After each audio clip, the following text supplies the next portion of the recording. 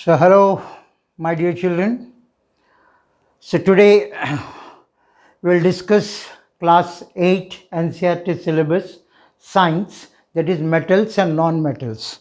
Already we have a little bit discussed in the earlier classes the physical properties of metals and non-metals, and today we will see the chemical properties of metals and non-metals. So, we are just doing metals and non-metals. Okay.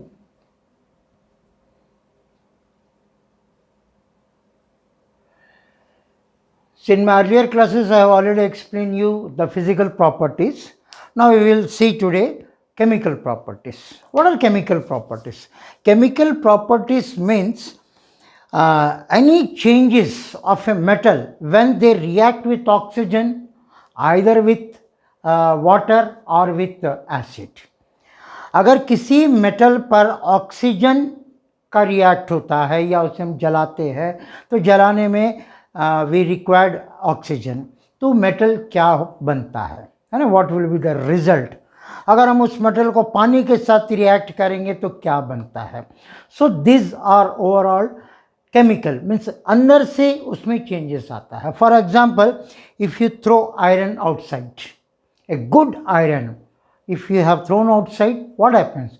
In the atmosphere, moisture is present. What is moisture? The content of water which are present in the atmosphere is called moisture. With that moisture and with the oxygen, slowly some reaction goes on in the iron. And at last, after 10 days, 15 days, what we will see, that good iron is slowly getting rust. So that rusting of iron is a product of chemical process which iron reacted with water or oxygen, isn't it? So similarly we will see what happens when metals or non-metal, particularly metals, react with oxygen. पहले हम देखेंगे oxygen. तीन चीज से देखते हैं. अगर oxygen के साथ होता है तो क्या, वाटर के साथ होता है तो क्या, और एसिड्स के साथ होता है तो क्या हमको मिलता है. तीन चीज को हम लोग will just read out separately discussion. What happens when any metal react with oxygen. जब कोई भी मेटल ऑक्सीजन के साथ रिएक्ट होता है तो हमको क्या मिलता है, उस मेटल का ऑक्साइड मिलता है, उस पर्टिकुलर मेटल का ऑक्साइड मिलता है. For example sodium. See I have told you to learn the symbol. So sodium Na होता है सोडियम. ऑक्सीजन, अगर हम सोडियम को ऑक्सीजन के साथ रिएक्ट करेंगे तो क्या मिलेगा. This arrow shows that what we will get what we will obtain when sodium is reacted with oxygen. हमको क्या मिलेगा, सोडियम, उस पर्टिकुलर मेटल का ऑक्साइड मिलेगा, सोडियम ऑक्साइड. So ये 2 ये कैसे आता है, I will just explain you. In the 9th class में जस्ट हम एक वीडियो बना रहे हैं in which I will explain you how the formula, how to make formula and how to make this 2 and 3 valencies and all. तो उससे हम clear कर लेंगे. And also how to balance the chemical equation. So in 10th class chemical reactions and equations में मैंने balancing सिखाया था, उसको भी आप लोग देख सकते हैं. In which you will get a bit idea how to balance the chemical equation. Balancing का मतलब क्या होता है, यहाँ पे सोडियम कितने हैं, 2 है, बट यहाँ सोडियम कितना, 1 है. तब हम क्या करें, इसको भी हमको 2 बनाना पड़ेगा. यहाँ ऑक्सीजन कितना है, 1 है, यहाँ ऑक्सीजन कितना, 2 है. तब हम क्या करेंगे, यहाँ पे हम 2 बनाएंगे. ठीक है, तब क्या हुआ, नाइट सोडियम यहाँ पे 4 हो गया, तो विल राइट हियर 4. इसको कहते हैं बैलेंसिंग. बैलेंसिंग मतलब the mass over this side is equal to the mass over that side. देखिए 4 सोडियम 4 सोडियम, 2 ऑक्सीजन, ये 2 oxygen. So like that. So in all what we will learn, अगर कोई भी metal oxygen के साथ react करता है उस पर्टिकुलर मेटल का ऑक्साइड हमको मिलता है. Take one more example. Example क्या है, हम देखते हैं Mg क्या है, मैग्नीशियम. मैग्नीशियम को हम जब ऑक्सीजन के साथ करते हैं तो हमको क्या मिलता है, तो हमको यहाँ मिलेगा मैग्नीज, उस पर्टिकुलर मेटल का ऑक्साइड। तो यहाँ पे मेटल क्या था, मैग्नीशियम, तो मैग्नीशियम ऑक्साइड ये हमारा फॉर्मूला है। तब इसको हमको बैलेंस करना होगा, यहाँ 2 लिखेंगे, यहाँ 2 लिखेंगे, सब कुछ हो जाएगा। ओके, तो यहाँ पे एक चीज़ और हमको देखना ये है कि जो भी मेटल ऑक्साइड्स होते हैं इनका जो नेचर बेसिक होता है। What is basic nature? In the 7th class you have learn acid, basis and salts. हमारे पास एक लिटमस पेपर होता है, 2 लिटमस पेपर होता है, इतना छोटा सा एक पेपर होता है, 2 कलर का होता है, एक रेड कलर का, एक ब्लू कलर का। One is a red litmus paper and one is blue litmus paper. This papers are to test whether the given substance is base और एसिड। ये एसिड है कि बेस है, उसको टेस्ट करना। हमको कैसे पता है? अगर हम ब्लू लिटमस किसी सोल्यूशन में डालेंगे, अगर वो रेड हो जाता है तो ब्लू लिटमस उस सोल्यूशन में पड़ते ही इट कन्वर्ट इनटू रेड, तो वो एसिड है। अगर रेड लिटमस हम किसी में डालते हैं तो it will convert into blue. अगर रेड लिटमस ब्लू टर्न हो जाता है तो पर्टिकुलर चीज बेस है। अगर रेड लिटमस कुछ भी नहीं बदलता है तो वो एसिड है। रेड ब्लू होता है तो बेस है, ब्लू रेड होता है तो एसिड है, ब्लू कुछ भी नहीं होता है तो भी वो एसिड है, इज़न्ट इट? तो ये हमारा उसी तरह इस मैग्नीशियम पाउडर को आप क्या करेंगे, मैग्नीशियम एक रिबन होता है, उसको आप ऐसे हवा में हिलाते ही हवा को ऑक्सीजन रगड़ती आग लग जाती है उसको, तब वो राख हो जाती है। उस राख को आप पानी में मिला दीजिए, okay, mix it with water, और आप क्या करिएगा, रेड लिटमस पेपर डालिए, वो ब्लू हो जाएगा। वो पेपर क्या हो जाएगा? ब्लू हो जाएगा। That means this shows that basis, these are all basic in nature. इनका नेचर क्या है? बेसिक है, अल्कलाइन है। ओके, तब अब यहाँ पर हमने क्या पढ़ा? कोई भी मेटल किसी भी ऑक्सीजन के साथ रिएक्ट करता है तो उस मेटल का ऑक्साइड प्रिपेयर होता है। तो सोडियम के साथ सोडियम ऑक्साइड, मैग्नीशियम के साथ मैग्नीशियम ऑक्साइड, लिथियम के साथ लिथियम ऑक्साइड। जिस मेटल के साथ हम ऑक्सीजन करेंगे उसका ऑक्साइड बनता है। ये हमारा केमिकल प्रॉपर्टी। अब हम देखते हैं इन मेटल्स को पानी के साथ रिएक्ट करने से हमको क्या मिलता है। So shall we rub this one. 2 चीज बनती है हमें। एक, कोई भी मेटल को वाटर के साथ रिएक्ट करेंगे तो उसका, उस मेटल का हाइड्रो ऑक्साइड प्लस हाइड्रोजन, 2 चीज मिलेगा। क्या मिलेगा? कोई भी मेटल को वाटर के साथ रिएक्ट करेंगे तो हमको क्या मिलेगा? उस मेटल का हाइड्रो ऑक्साइड प्लस हाइड्रोजन हमको मिलेगा। 2 चीज याद रख, ये चीज याद रखिएगा। फॉर एग्जांपल हम देखते हैं मैग्नीशियम को। मैग्नीशियम को हम वाटर के साथ रिएक्ट करेंगे, H2O का मतलब होता है water. If you keep on practising this, automatically it will be easy for you कि किसको क्या बोला जाता है। H2O का वाटर का फॉर्मूला होता है। अगर मैग्नीशियम को वाटर के साथ हम करते हैं तो क्या होगा? हमने बोला उस मेटल का हाइड्रो ऑक्साइड बनेगा और प्लस हाइड्रोजन बनेगा। उस मेटल का हाइड्रो ऑक्साइड क्या होता है? MgOH2।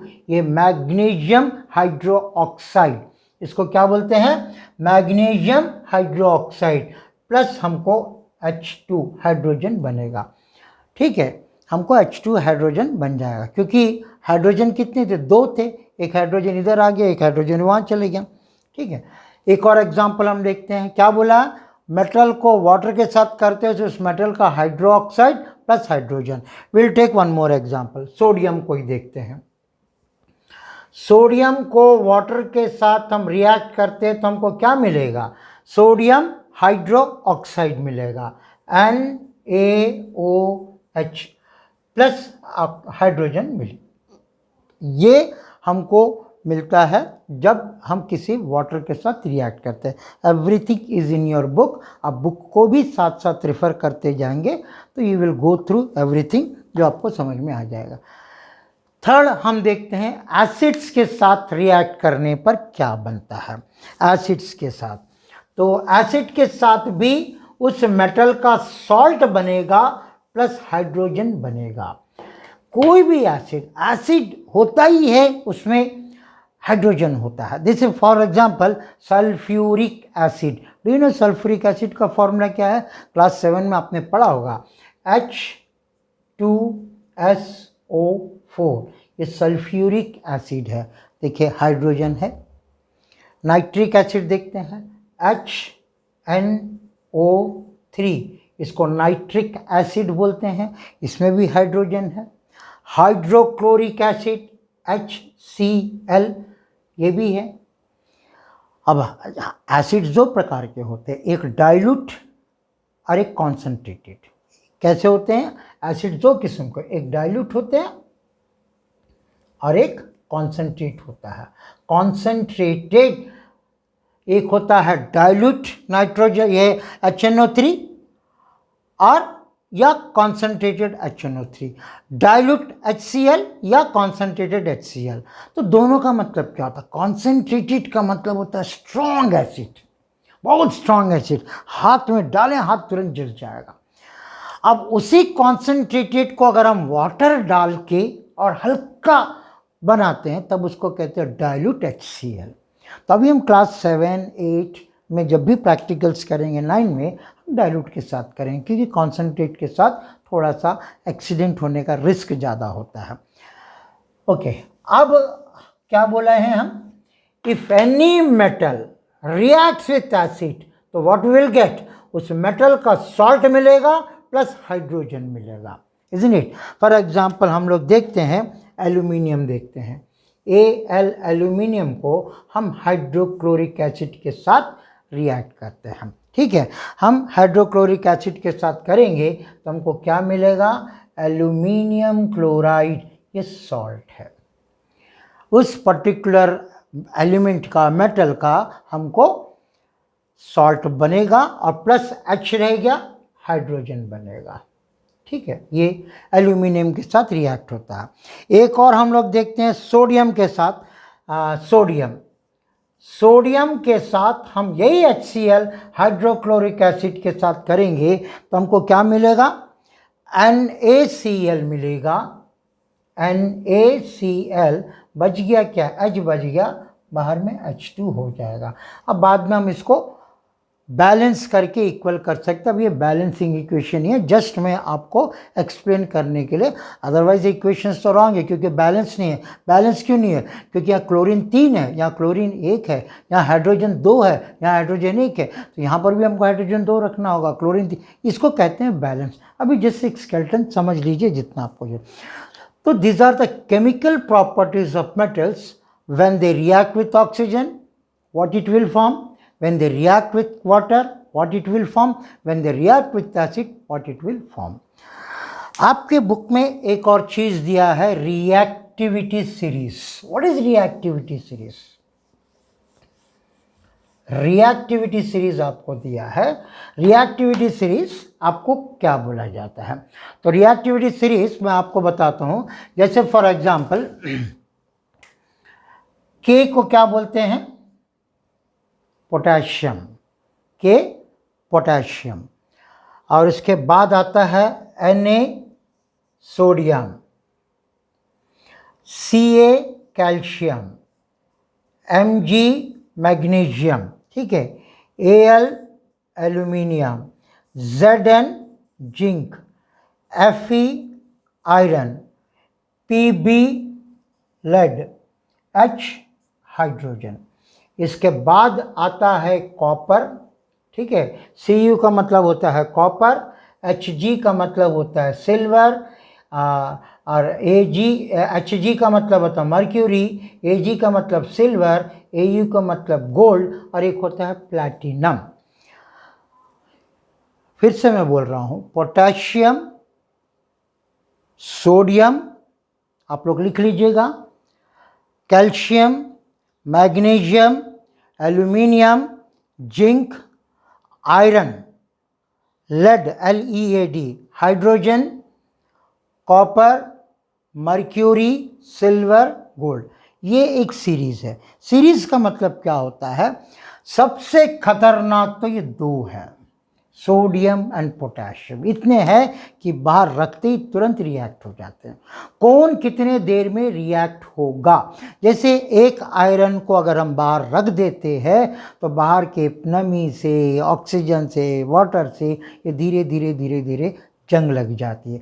एक अच्छा खासा लोहा कितने दिन बाद पूरी तरह जंग लग जाती है? 10 दिन, 15 दिन, 20 दिन, इज़न्ट इट?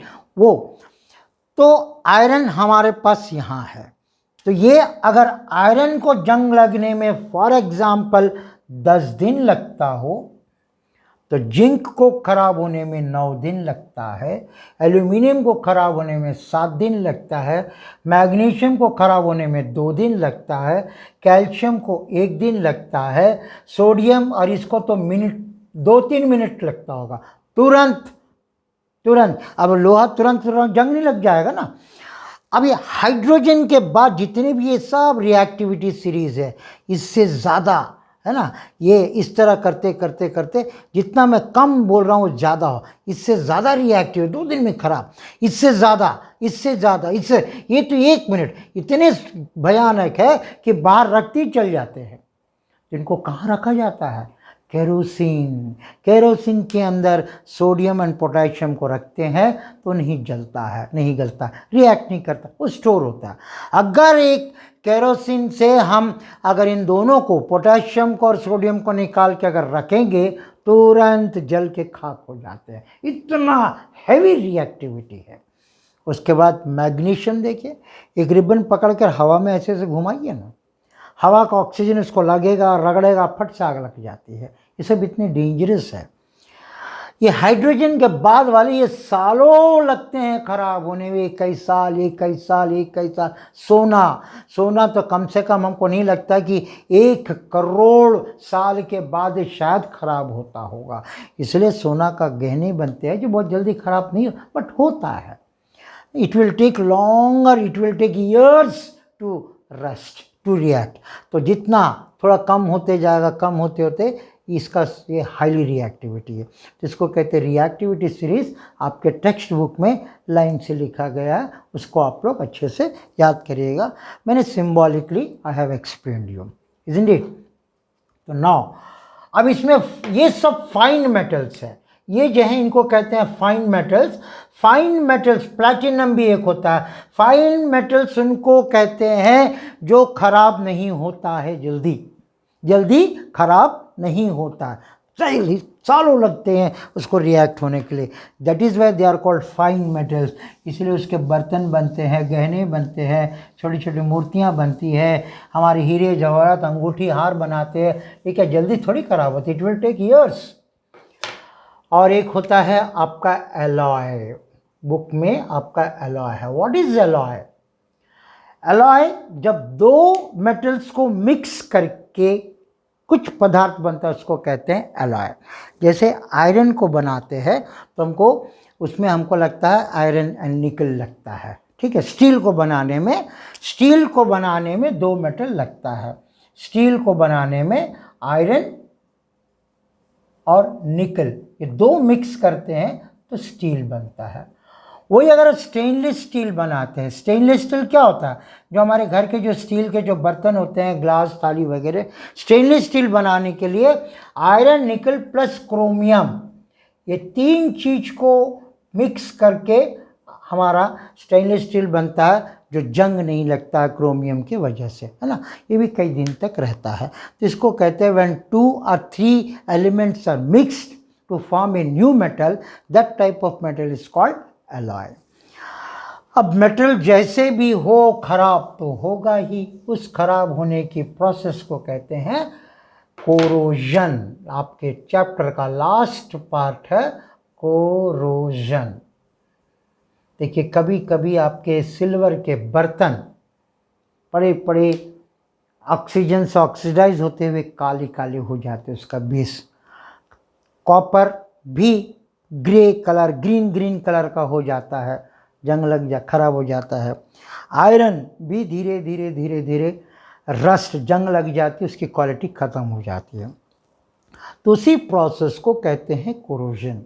अब कोरोजन ना हो तो what we have to do, हमको आयरन पार्टिकल है तो हम उसको पेंट करेंगे। पेंट करने से क्या होता है, ये आयरन में अगर हम पेंट करते तो पेंट एक प्रकार का कोटिंग हो जाता जो बाहर से ऑक्सीजन और वाटर को लगने नहीं देता है।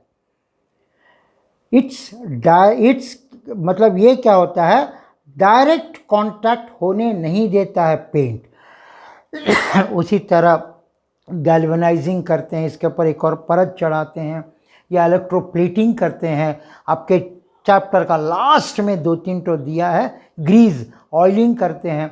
ये सब करने से क्या होता है ना, वो लोहा जंग नहीं लगता है। इसलिए देखिएगा अगर हमारा ग्रिल्स वगैरह खिड़कियां वगैरह लोहे की होती है तो अक्सर 6 महीना 1 साल में अगर हम पेंट करते हैं तो इससे क्या होता है कि उस लोहे की लाइफ बढ़ेगी और दूसरा शो भी बढ़ेगा, isn't it? So we'll choose our attractive colors की भी इसी हमारे दीवार का कलर है तो दीवार को मैचिंग करते हम उसको करेंगे। So these are the portion. I think your chapter metals and non-metals of standard 8 is finished now. You rewind this again, you see this each and everything, whatever I have explained, everything is so important that in the coming examinations I may ask some questions whatever I have explained today in this class. Okay, so till then, bye.